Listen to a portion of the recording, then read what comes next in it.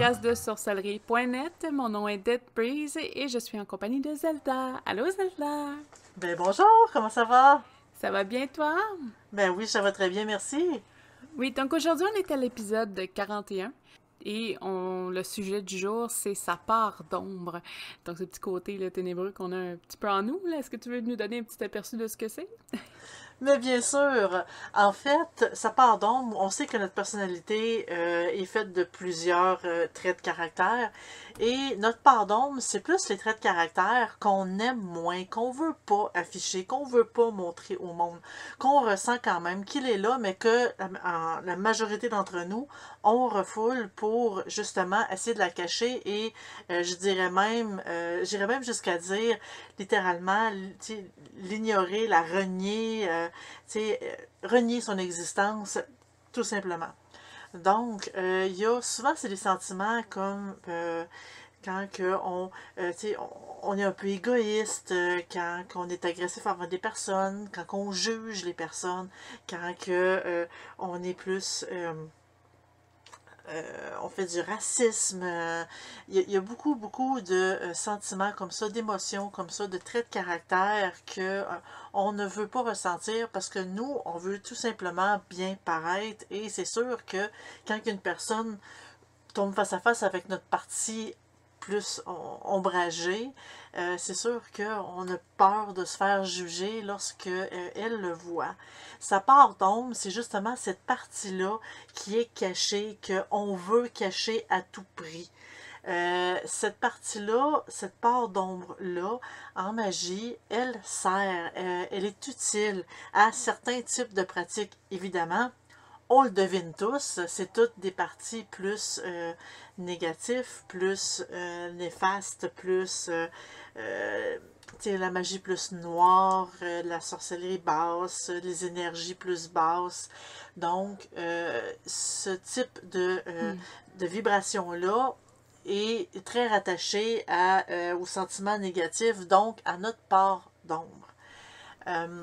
Dans la pratique de la magie et de la sorcellerie, c'est quand même très, très, très important de reconnaître cette partie-là pour justement bien contrôler nos intentions lors d'un rituel ou lors de l'envoi d'énergie, mais aussi pour pouvoir en profiter dans le cas où est-ce qu'on a à faire un travail qui est lié à ce type d'émotion-là. Donc, j'avais fait en été 2021 un direct sur Twitch sur la Goétie qui parlait justement de cette part d'ombre-là, qu'il fallait l'accepter, qu'il fallait l'intégrer à l'intérieur de nous, l'accepter, l'utiliser. Mais il y a un grand mais, l'accepter, l'utiliser ne veut pas dire l'assouvir. Mhm. Parce que quand il y a des personnes qui ont une part, qui ont des sentiments, qui aiment, qui sont plus sadiques, qui aiment tout ce qui est sadique un peu, tout ce qui est violent, accepter sa part d'ombre, ça veut pas dire accepter d'être sadique, de faire des gestes violents, de faire du mal aux autres. Ça veut pas dire ça du tout. En fait, ça veut surtout dire de j'accepte ce fait-là et je me sers de l'émotion, je me sers de ce sentiment-là, de ce caractère-là pour prendre l'énergie et l'envoyer pour le rituel, par exemple. Et non pas tout simplement pour être violent, être sadique et faire du mal aux autres. Il y a comme une grosse nuance, puis même en Go ici, il en parle de cette grosse nuance-là que non, il ne faut pas assouvir ses bas instincts. C'est pas parce que nous, on est... c'est sûr que là, on va s'en remettre à reparler de sexe, mais c'est pas parce qu'on a des désirs inavoué au niveau sexuel qu'il faut absolument violer une personne pour l'assouvir. Non, pas du tout, mais on peut se servir de cette émotion-là, par exemple dans des rituels de magie sexuelle sans nécessairement l'accomplir, ou tout simplement pour essayer d'attirer l'énergie négative pour faire un rituel. Est-ce que toi, tu as une autre définition de la part d'ombre, Dead Breeze? As-tu lu quelque chose d'autre? Ben moi je vois ça un peu comme une part peut-être des fois inconsciente d'une partie de notre personnalité qu'on refoule.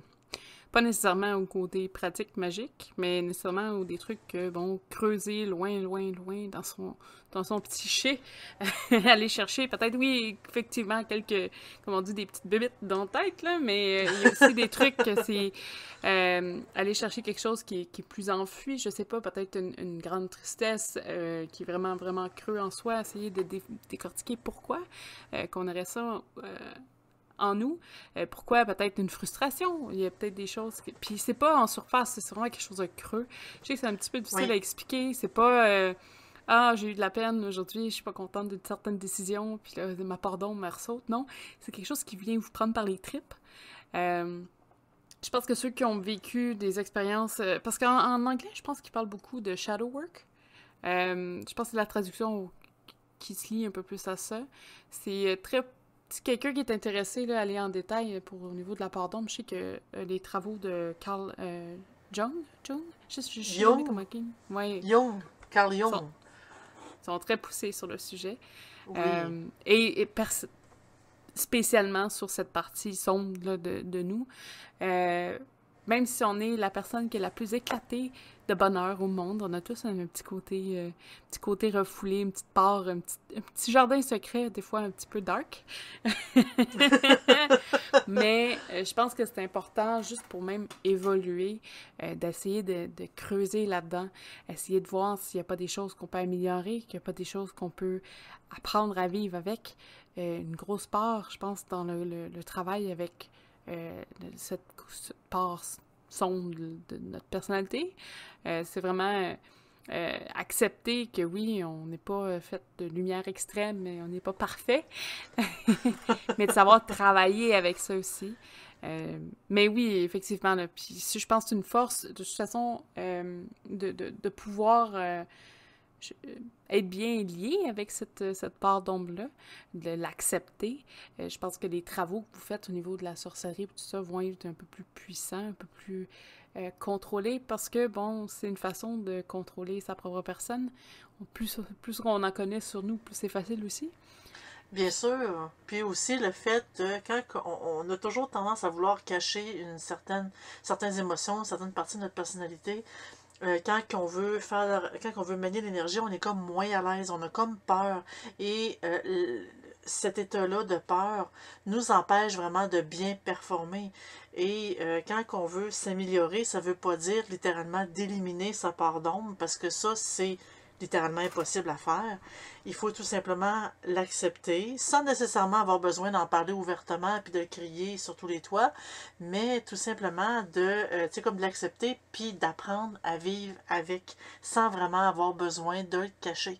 Tu sais, de le laisser sortir du placard, mais sans nécessairement le montrer à la rue devant tout le monde. Il y a ça.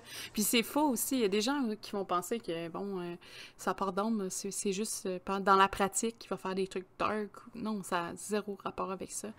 Ça n'a pas rapport... tu sais, c'est pas quelqu'un qui est praticien je sais pas moi, la Goétie ou la magie noire, que là, automatiquement, il est très lié à sa part d'ombre.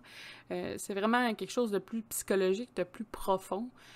Quelque chose qu'il faut qu'on travaille toute une vie dessus. Ça se fait Bien pas sûr. d'un coup. Puis, justement, ceux qui sont très forts dans le domaine, là, parce que c'est une évaluation de soi, puis c'est beaucoup de choses. Ça va loin, là. Ceux qui commencent ce chemin-là, souvent, là, on parle d'années là, pour accomplir des détails. C'est pas... vous faites pas des gros accomplissements en un an, là. Donc, c'est vraiment... creuser sur soi-même, creuser sur peut-être son inconscient, aller chercher des pulsions, chercher de l'aide aussi pour accomplir ce que vous voulez faire comme travaux de compréhension face à votre ombre, ou ce côté d'ombre. Et par ailleurs, j'avais lu, je sais qu'il y a beaucoup, beaucoup de personnes, en tout cas de ce que j'ai compris, qui font souvent appel à leurs ancêtres pour essayer d'avoir un peu des guides sur vers quoi se retourner. Il y en a aussi qui vont essayer de faire ça en rêve, essayer d'avoir une petite image de ce qui se passe, parce que c'est pas évident là, de juste s'asseoir puis creuser dans son inconscient, là, ça se fait pas facilement comme ça. Non. Mais des fois, avec de l'aide un petit peu, on trouve des pistes, puis les pistes développent, puis tout ça, puis on peut aller creuser un petit peu plus creux dans ce cas-là. Oui, mais ce qui nous aide aussi, c'est justement en allant, tu sais, en faisant appel à nos ancêtres, on peut dire autant vivants que morts. En fait, c'est leur sagesse qu'on va aller chercher parce que eux aussi ont vécu une vie et ils ont eu leur expérience de vie qui leur a amené à apprendre certaines choses et à gérer en même temps leur partie plus ombrageuse, tu sais, comme de leur personnalité. Euh, et en parlant avec ce type de personnes-là, on peut découvrir, ah ouais, mais je pourrais peut-être essayer telle façon pour m'aider justement à accepter, pour avancer plus vite. Parce que c'est sûr que si on est tout seul dans notre coin, ça risque d'être long un peu. Tandis Mhm. que si on va se faire aider, ben se faire aider, je ne veux pas dire ça comme si c'était une maladie, mais je veux dire, tu sais, pour s'aider dans l'acceptation de tout ça. Bon, oui, il y a des psychologues, mais aussi le fait d'en parler ouvertement avec une personne dans notre famille qui on est peut-être plus proche, on peut peut-être acquérir un peu de sa sagesse. Parce Mhm. que la part d'ombre, je dirais pas qu'elle s'élimine avec la sagesse, mais la sagesse nous permet de d'apprendre à vivre avec et de l'accepter quand même assez bien. Une personne qui est sage, c'est une personne qui est quand même capable de vivre avec sa part d'ombre, puis sans problème en fait.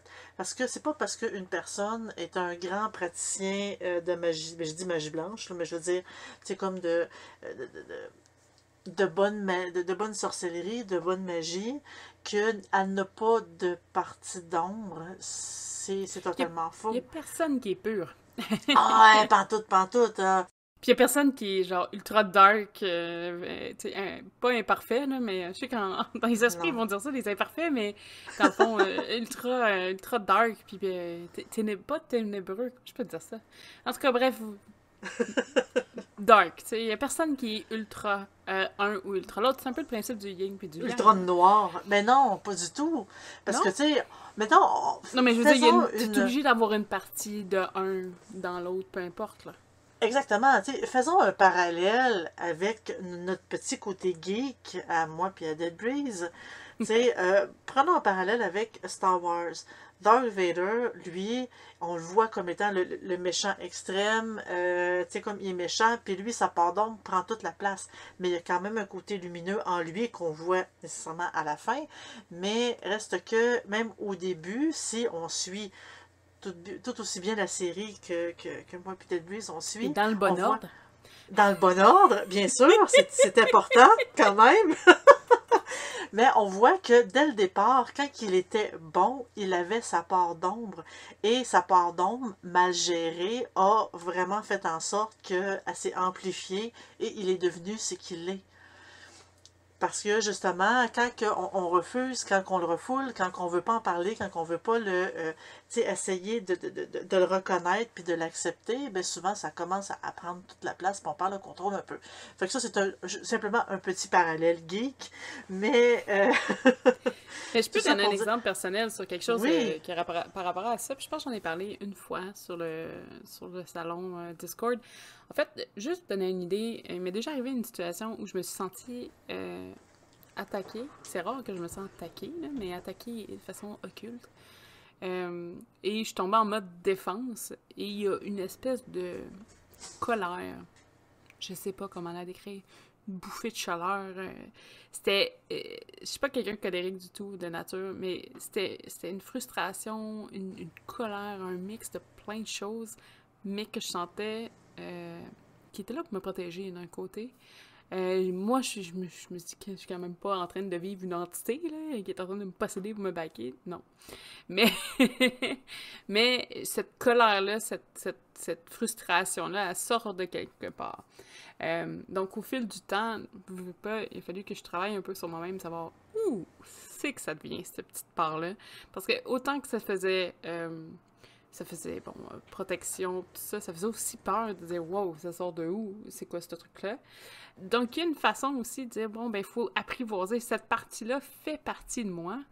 Euh, faut que j'apprenne ce que c'est. Faut pas que ça déroge sur ma personnalité, parce que j'ai pas une personnalité colérique du tout, du tout. Là. Mais est-ce que je peux vivre avec cette part-là avec moi? Est-ce que je peux travailler avec cette part-là? Et qu'elle me suive tout au long de ma vie à une façon contrôlée aussi. Je pense qu'il y a des événements dans la vie, des fois, peut-être qu'on l'aperçoit, notre part d'ombre. Puis je dis pas c'est une colère qui arrive à toutes les fois qu'il y a une frustration. Non, du tout, c'est arrivé une fois. Et beaucoup de questions aussi viennent avec comment je peux dire ça, un événement là, lié à votre part d'ombre. Si jamais ça vous arrive, c'est sûr, vous avez une dizaine de questions qui est rapport à ça. D'où ça vient, comment je suis arrivée à ce point-là. Comme j'ai dit, ça prend des années. Aujourd'hui, j'accepte le fait que j'ai quelque chose qui s'est présenté à ce moment-là. Où est-ce que c'est rendu, ou qu'est-ce que peux faire pour que ça se réutilise. Je suis encore en travail, puis on parle de dizaines d'années, là. Donc, c'est pas... J'étais quand même assez vieille, mais pas trop non plus. Ça fait un petit peu bizarre, puis il y a des questions qui se posent aussi par rapport à sa propre pratique quand ça arrive un événement comme ça, parce que veux pas, je touche à des choses qui sont quand même un peu plus... C'est parce que là, les mots, on dirait que c'est la même chose, mais pas du tout. Là, tu sais, le spiritisme, les études sur la nécromancie, parce que j'ai pas pratiqué la nécromancie en tant que telle, mais j'ai quand même beaucoup étudié le sujet, parce que, bon, ce qui est définition de mort, j'aime ça, là. J'ai de l'air plus glauque que je le suis, mais en tout cas, c'est pas grave, c'est un autre détail. Tu sais, veux pas, on cherche des... Wow, tu sais, il faut que je garde mon pied à terre, qu'est-ce qui s'est passé? Est-ce que je suis en train de perdre la tête? Est-ce que tout va bien? Pourquoi je ressens cette émotion-là? Pourquoi que c'est autant fort? Parce qu'une émotion, par exemple, la colère, c'est quelque chose de base assez fort, mais il y avait tellement de trucs différents par rapport à la même situation. Et après, est-ce que, bon, j'ai pu réutiliser ça? Ça, je vous donnerai pas tous les détails de ma vie, là, mais c'est bon de retravailler, c'est bon de se poser des questions. Parfois, ça vous remet en question. En tout cas, j'ai l'impression de... Toi, est-ce que ça t'est déjà arrivé de un peu plus confronter ta part d'ombre? Ah oui, ben continuellement, parce que ma part d'ombre, en fait, j'ai eu plusieurs expériences liées à ça, quand la part d'ombre décide de remonter, quand on est plus fatigué, on devient plus impatient, euh, on a plus tendance à, en tout cas dans mon cas, à être plus impérative et directe, mais voire même méchante quand je suis vraiment dans les cas de fatigue extrême. Heureusement, ça arrive pas souvent, mais il y a eu un moment, tu sais, au début de ma vingtaine, parce que là, je suis dans le début de quarantaine, début de ma vingtaine, il y a eu beaucoup de moments où est-ce que, justement, on se cherche, on essaie de voir un peu où est-ce qu'on se situe, qu'est-ce qu'on fait, qu'est-ce qu'on est capable de faire, surtout au niveau de l'ésotérisme dans mon cas. Et à un moment donné, j'avais l'impression que justement cette partie d'ombre-là avait pris le dessus. Et moi, je voulais pas qu'elle prenne le dessus, mais c'était comme plus fort que moi. Et il a fallu que je travaille sur moi-même, que justement je me mette à réfléchir d'où est-ce que ça vient, qu'est-ce que je peux faire, puis tu sais, pourquoi que ça survient à ce moment-là. C'est sûr que là, c'est un gros travail tu sais, comme de psychologie rendu là. Non, j'ai pas eu besoin de consulter.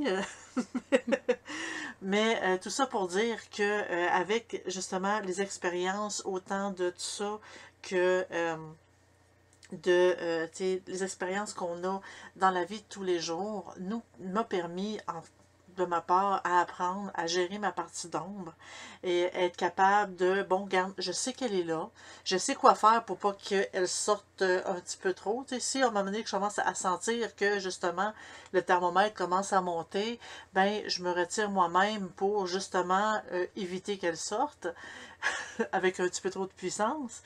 Mais il faut vraiment apprendre à se connaître, être capable de reconnaître les symptômes. C'est comme une personne qui a une intolérance à certains aliments.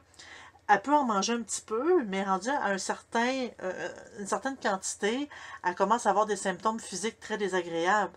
Donc, avec l'expérience, avec les années, on finit par apprendre c'est quoi la bonne quantité, tu sais, la quantité à ne pas dépasser pour éviter justement avoir des symptômes physiques, à être malade. Tu as Donc, soulevé un point hyper, hyper important, c'est apprendre à se connaître, là, c'est... Oui, oui, C'est et ça tellement ça prend le point des focal. années. Oui, Ça prend des années à apprendre à se connaître. On fait pas ça en 1 an, on fait pas ça en 2 ans. On fait ça longtemps. Et c'est pas parce que on est nous, c'est pas parce que, tu sais, bon, admettons, j'ai 20 ans, c'est pas parce que, hey, ça fait 20 ans que je suis moi, c'est sûr que je me connais, c'est moi. Mais justement, non, parce qu'il y a des parties à l'intérieur de nous qu'on n'accepte pas, qu'on refuse, qu'on ne veut pas être. Parce que c'est pas parce que, tu sais, nous, on voit des super-héros à la télé, des films extraordinaires de super-héros, puis on veut les ressembler à ces super-héros-là, pardon, mais on peut pas les ressembler parce que on n'a pas justement tu sais, la même vécu et la même personnalité, mais en même temps, le fait de vouloir tellement ressembler et de vouloir les imiter, fait en sorte qu'on masque encore plus notre partie d'ombre qu'on doit justement découvrir, apprendre à vivre avec, apprendre à gérer, parce que ces super-héros-là, ils l'ont fait eux autres aussi. Là. Superman, c'est pas toujours le super joyeux guéluron qui ne fait que sauver les gens. Lui aussi, il a eu sa part d'ombre. Si vous avez lu les BD, vous allez comprendre ce que je veux dire. Lui aussi, il a eu sa part d'ombre et qu'il a dû gérer. Là, c'est sûr qu'on tombe dans le fictif un peu, mais mais de toute façon, l'espèce de part d'ombre, oui, on en parle beaucoup, beaucoup en ésotérisme, parce que bon, on parle beaucoup de l'évaluation spirituelle, mentale, psychique de l'humain, mais dans d'autres sphères aussi, là. Je veux dire, ça a peut-être juste pas les mêmes noms. En psychologie, on en parle souvent que c'est important d'accepter toutes les parts de soi et non pas juste celles qu'on trouve belles. Euh, dans exact. tous les domaines, si vous voulez avancer, c'est important de prendre le temps de s'asseoir, réfléchir sur soi-même avant de faire un pas à l'avant. Je pense que c'est quelque chose qu'on peut retrouver partout, dans tous les domaines, que ce soit ou même dans le business, que ce soit, je sais pas moi, dans l'entertainment, dans le divertissement. Si vous voulez être bien avec vous-même, c'est ce qu'il faut. Donc, de vraiment prendre le temps pour soi, de réfléchir et d'accepter ces petits morceaux-là de vous que ça ne veut pas dire que vous allez tout bien vivre avec tout ce que vous trouvez là.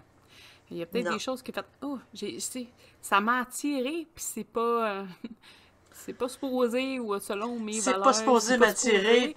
Ouais, puis Puis j'aime vraiment pas ça. Je me sens vraiment pas à l'aise avec ce principe-là. et c'est correct comment je veux dire, de dire que vous voulez comme pas l'accepter, mais de comprendre que ça fait partie de vous.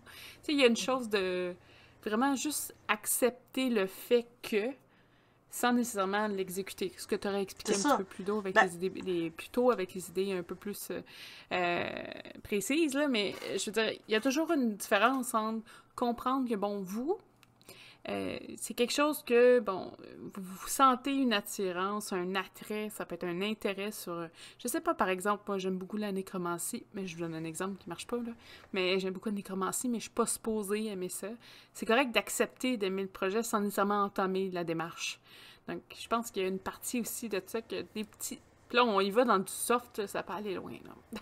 oui, mais tu sais, accepter le fait que ça nous attire, mais ça nous oblige pas. Le fait de l'accepter ne nous oblige pas tu sais, à y aller all-in, là, à tout faire, à tout essayer. Tu sais, Puis c'est je pense vraiment que ce qui est accepter bon n'est pas exécuter. Ce qui est bon aussi, c'est peut-être d'apprendre justement ce que tu expliquais un petit peu plus tôt au début du podcast, c'est de prendre cette énergie-là, cette espèce d'approbation que vous faites mentale, et de la rediriger vers un autre type. Et après, pouvoir jouer avec ça. Dans le fond, c'est de ne faire qu'un avec votre idée, mais d'une façon un peu plus dérogée. Si c'est, je donne, je sais pas moi, une idée perverse, comme tu disais, je veux pas donner de détails, là, mais quelque chose qui est quand même décadent. Puis, vous virez ça en une activité qui, oui, rappelle un peu ça, sans nécessairement être lié ou l'activité en soi. Mais il n'y a pas de problème, là. T'sais, je veux dire, en tant que tel, c'est juste que vous appropriez là, ce qui fait partie de vous un petit peu. C'est sûr qu'il va y avoir des parties qu'on est comme « Ah non, je veux pas, je veux rien savoir de ça. » Puis des fois, c'est juste de comprendre d'où ça vient. C'est pas nécessairement de l'exécuter, c'est de comprendre où ça provient, cette espèce d'attirance-là, ou est-ce qu'il y a une façon de ben, pas de le contrer, mais je veux dire de l'accepter dans un bon cadre aussi, là. Oui, puis c'est ça, comme je disais, accepter ne veut pas dire exécuter. Mhm. Donc, tu sais, il y a certaines parties d'ombre en l'intérieur de nous, mais tu sais, vraiment l'utiliser, mais juste l'énergie que cette émotion-là nous fait, tu sais, nous fait produire. Parce que oui, les émotions est un grand vecteur quand on veut faire de la manipulation d'énergie, par exemple. Donc, ce type d'émotions-là sont à utiliser, mais sans nécessairement l'exécuter, sans Mhm. nécessairement être sadique, sans nécessairement violer quelqu'un, sans nécessairement faire des actes répréhensibles au niveau de la loi. Ça, on veut l'éviter à tout prix, évidemment. Euh, il y a eu un moment, en fait, dans ma vie où est-ce que bon, il m'était arrivé une certaine situation, on m'avait fait du tort de façon quand même assez majeure et, disons, c'était quand même assez gros, puis ça changeait ma vie, et c'était la faute d'une personne précise. Euh, cette, ce type d'expérience-là m'a amené justement, bon, ça a amené à fait sortir ma part d'ombre. J'ai ressenti beaucoup de colère, beaucoup de ressentiment. J'étais en colère envers presque tout le monde parce que justement, ça m'affectait très, très, très profondément. Et il y a eu une personne à un moment donné qui me dit que cette personne-là qui m'avait nui, je devais lui pardonner. Puis moi, je lui répondais, je peux pas lui pardonner, c'est impardonnable ce qu'on m'a fait. Puis on me dit, oui, mais tu le fais pas pour lui, tu le fais pour toi. Lui, on s'en fout, c'est pour toi. Tu dois pardonner pour toi, pour pouvoir grandir toi et justement apprendre à vivre avec ça, à grandir dans tout ça. Donc, c'est ça, en fait, c'est ça qui a permis justement pas de contrôler ma partie d'ombre, mais d'accepter. D'accepter tout ce qui arrive, d'accepter le fait que, bon, justement, on contrôle pas grand-chose dans nos vies. On contrôle juste une petite partie. Juste une petite partie, tout ce qu'on peut contrôler, ce qu'on peut pas contrôler, on doit l'accepter. Et justement, tu sais, justement, nous permettre d'accepter. Ça m'a permis d'accepter ce genre de choses-là. Et par la suite, ça, c'est justement, ça m'a permis de calmer ma part d'ombre. Mais cette expérience-là m'a permis vraiment de la connaître vraiment beaucoup. Parce que toutes, c'est toutes les émotions que justement je voulais cacher parce que j'essayais à tout prix de paraître aussi blanche que possible. Et je l'étais pas du tout pendant ce temps-là, mais vraiment pas. Et ça m'a permis vraiment, j'ai appris beaucoup, beaucoup sur moi-même. Et aujourd'hui, je sais très bien reconnaître quand, à un moment donné, oups, là, je suis sur le bord de virer plus, que ma part d'ombre prenne le Perdre le contrôle. contrôle, ouais. Exactement. Fait, oui, il faut l'accepter, elle est là, elle existe. Il faut apprendre à la gérer pour justement qu'elle ne prenne pas le contrôle. Donc, on n'a pas besoin d'en parler ouvertement à tout le monde. On n'a pas besoin de s'afficher ou afficher notre part d'ombre. Mais justement, le fait de savoir, de connaître son existence dans les moindres voyons, de connaître son Détail. existence dans les moindres détails, ben, nous permet justement de, un, de mieux nous connaître et de deux, d'être capable de mieux nous gérer, de mieux gérer l'énergie qu'on produit. Et c'est quand même assez important dans le domaine de la pratique aussi, autant au niveau des rituels que de la manipulation d'énergie ou dans le cas, par exemple, quand on fait du spiritisme ou tout autre type de pratique. Oui, puis justement, la notion de contrôle, c'est quelque chose qui est du self-control, mon Dieu, tellement important dans le temps de pratique.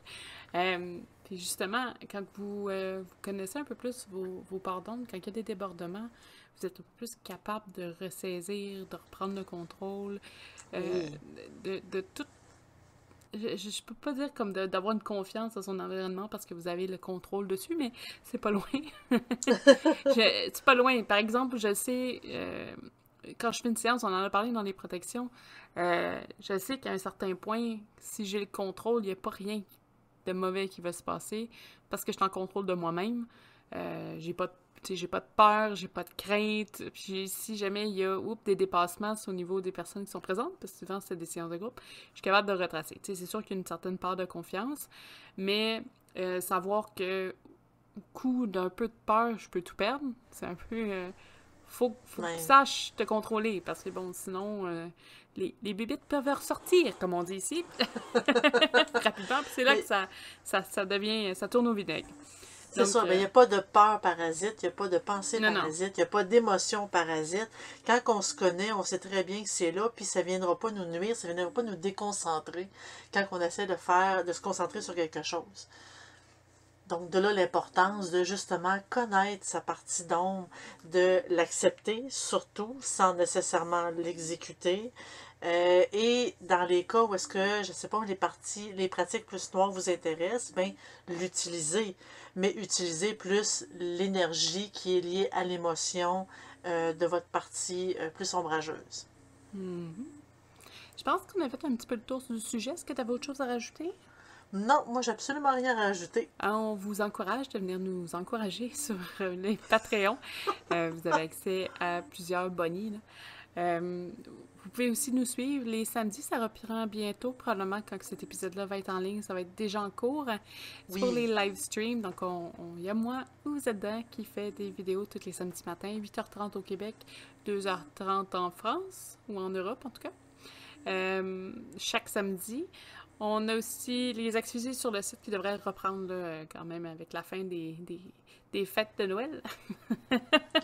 On était tous en vacances, je crois. Oui, on a pris une petite pause, donc vous allez avoir des fiches et tout, ça s'en vient.